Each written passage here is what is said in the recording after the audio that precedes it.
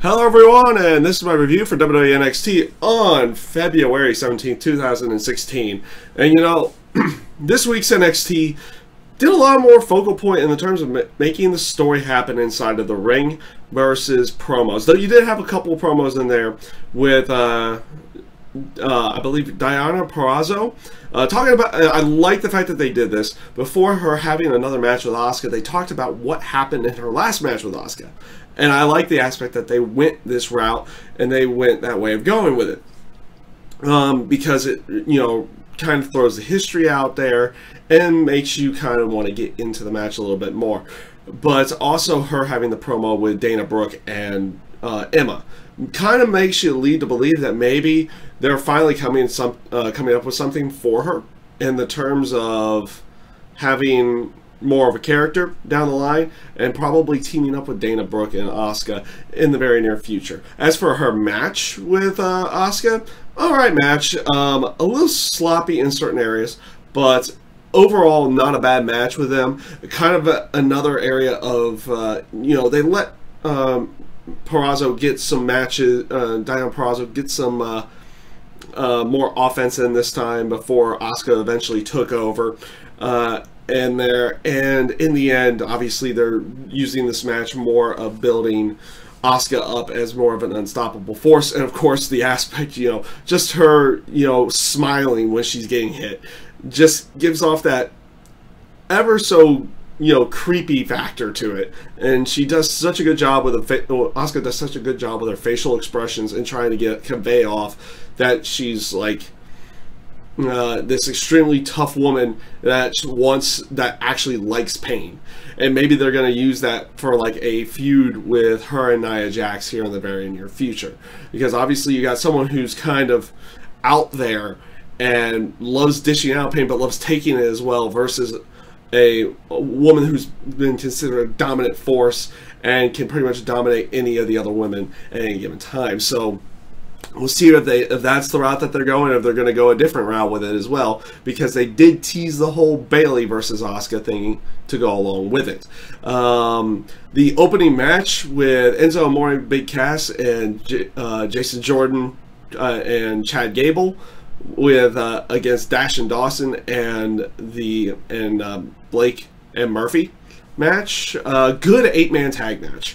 And with how they've been cutting the promos as of late, they pretty much ended this match properly by having Enzo get the victory over Dash and Dawson here.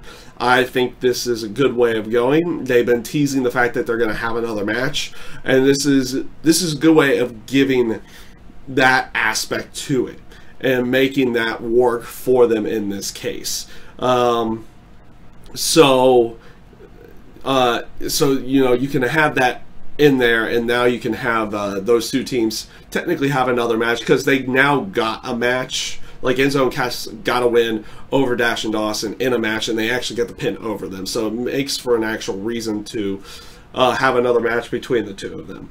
And we'll see when or if that's going to be the actual case, or see where they're going to go with that storyline. But that's pretty much where that storyline went, because they've been cutting promos with that one for quite some time.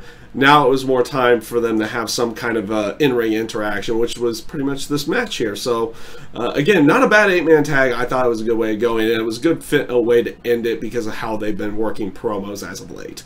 The Ty Dillinger and Alex Riley match. First of all, not a bad match, and it's interesting to see where they're going to be going. They're saying this is a completely different Alex Riley, And you see that throughout the entire match, like he's just trying to punish Ty Dillinger throughout the entire thing, but eventually comes up with this aspect that he, you know, it looks like he's going to win, but then he loses.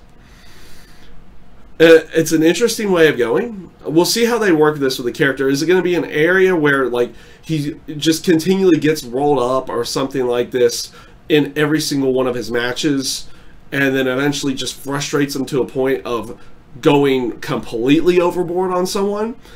Or where they're going to go with that, or if he's just going to be a guy who kind of enhances talent down the road. So we'll see where they go with that. It'll be interesting to see how they decide to build Alex Riley in some way, shape, or form.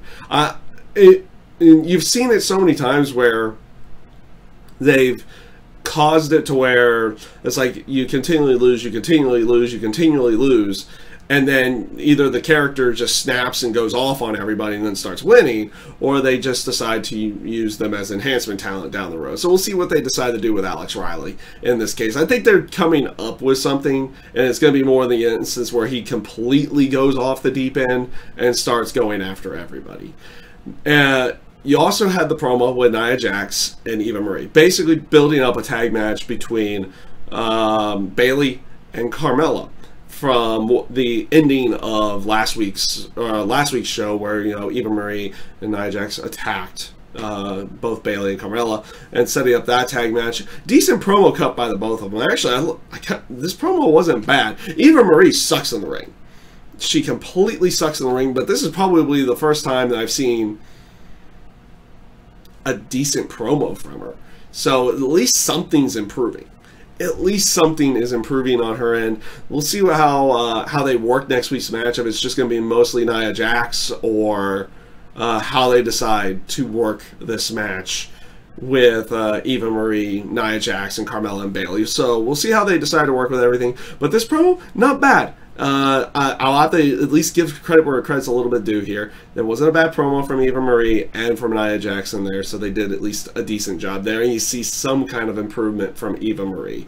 And also, same with Nia Jax. She's showing improvement in other areas than other than just her matches as well. So she's getting a little bit of a promo skill going down there. Now, I wouldn't say they're spectacular by any stretch of the imagination, but they're doing a decent job here.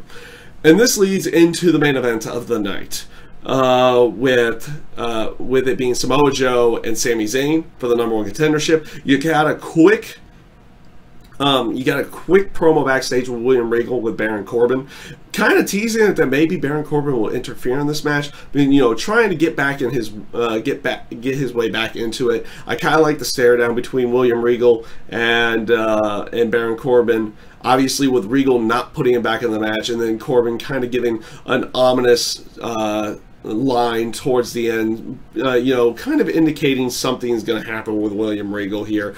So we'll see where they see if they're going anywhere with that. As for the match with Joe and Sami Zayn, great match, great main event, and might I say, even with the unconclusive ending, a proper way of coming up with a way of continuing on with the feud, but not like kind of throwing somebody under the bus or just causing a simple disqualification or anything like that. They went with a draw, and that's not a bad way of going. That ending that they had with the Helluva Kick and both men's shoulders were on the mat, and yes, even though Sami Zayn's fully over Samoa Joe, but Joe has him like, you just have a cover just is consistent of having just some body part over another body part. Like, it could just be an arm over an arm, or the hand over the arm in this case, with Samoa Joe over Sami Zayn's arm. Yeah, both shoulders on the map, and both people were technically covered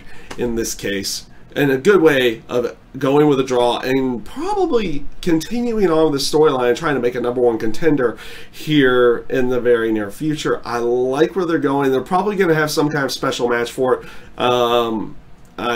I have not read spoilers, but you would have to assume it would be some kind of ladder match, or maybe 2 out of 3 falls down in the very near future. So we'll see where they go with that. I've been liking the matches with Joe.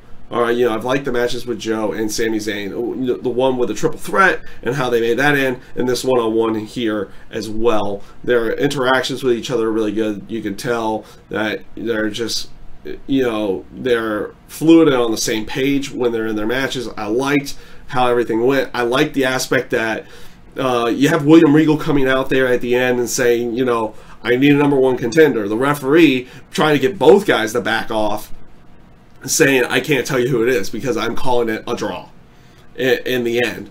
So it leaves Regal in another position of making a decision on what he needs to do. So we'll see how they decide to go off with that. I'm assuming it's either going to be ladder match or 2 out of 3 falls. We'll see how everything goes with that and how they decide to end this storyline and making the #1 contendership for Finn Balor, which you also had a quick promo from him as well. Of course, him as you know, giving props to his match with Apollo Crews from the week before, and then talking about how he feels about the #1 contendership match, and you know who and you know. Not necessarily who he would favor to go off and face, but basically kind of putting over both guys going into the match, and then you got what you got inside of that match. So overall, I thought this NXT was a relatively good one. Most of the storyline telling this week, where the past couple weeks have been a little bit more promo driven, this week had been semi-promo driven, but most of the storyline aspects were delivered inside of the ring. So a nice little change of pace. Some really good matches in there this week, and we'll see where they go with everything. And that is my review for WWE NXT, and I thank you guys for watching.